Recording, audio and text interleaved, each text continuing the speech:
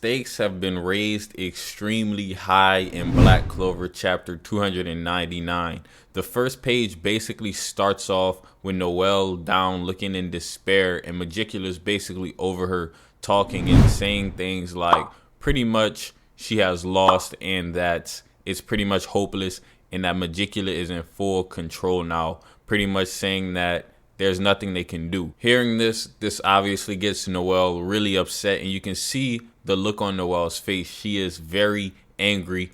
Obviously, you know, with all the stuff going on, Megicula's pretty much tearing through them, and then, you know, somebody has to step up. We then cut over from Noelle to kind of look at Gaja in the aftermath of what happened in chapter 298. We know Devil Laura Petrica basically impaled him straight through his body all the way through. So, you know, that's some really bad damage right there. And he basically isn't really upset by this. You can see Tabata really drew his face so we can all get a clear visual of this. And basically the look on his face is he's smiling, and he's pretty much doing this because he doesn't want to seem like Laura Petrica has failed. He wants to basically be there to fill in the gap. And that's pretty much further pushed throughout this chapter because we actually do get some flashbacks. Basically what ends up happening, Gaja touches his hands on Laura Petrica's head. Now this part right here isn't fully translated yet, but to me it appears that he's using some sort of spell on Laura Petrica's head.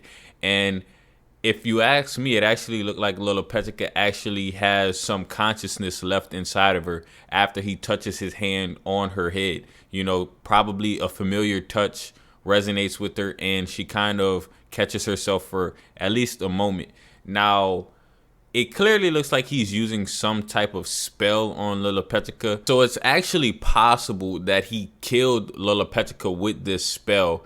He basically says something along the lines of, "Please forgive me, Laura Petrica. This will be painless," or "this is painless," something along those lines. And then he uses the spell on her directly to her head. So if this is like his magic attribute and it's like lightning and it shocks her, this could pretty much immediately kill her. I don't know if Gaja actually has the heart in him to kill the person he loves.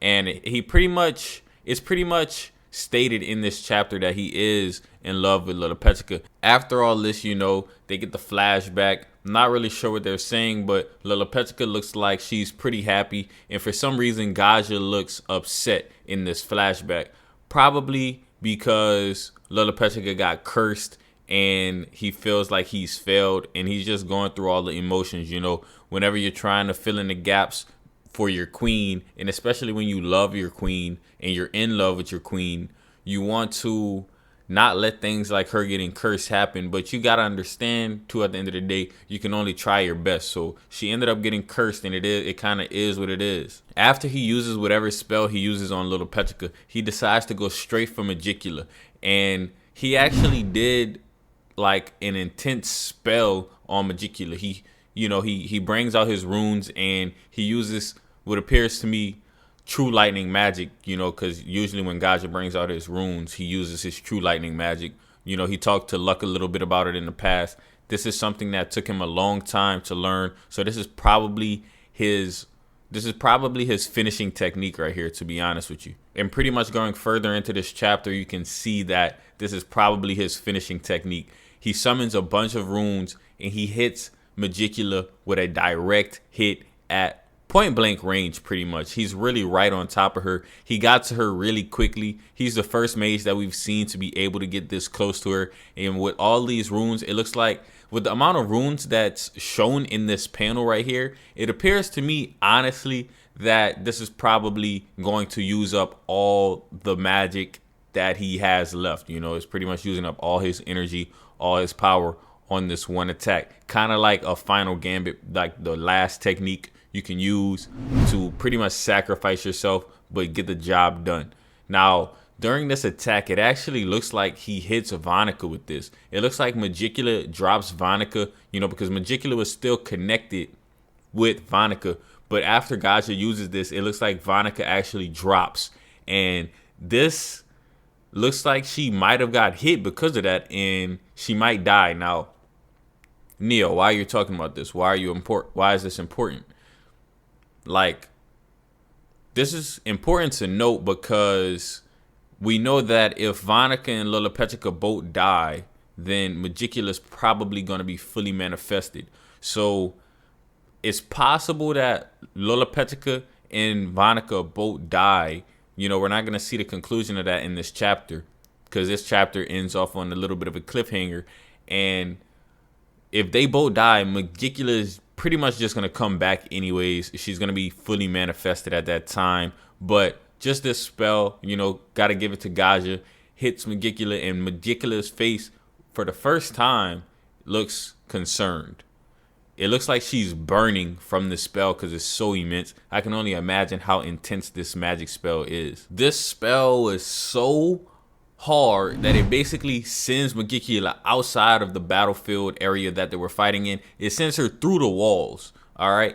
It's so hard that it sent her through multiple walls outside, and it sent her really, really far away. Like, she basically got smacked into another spot. Like, she wasn't even in the same area no more. That's how hard this attack hit her.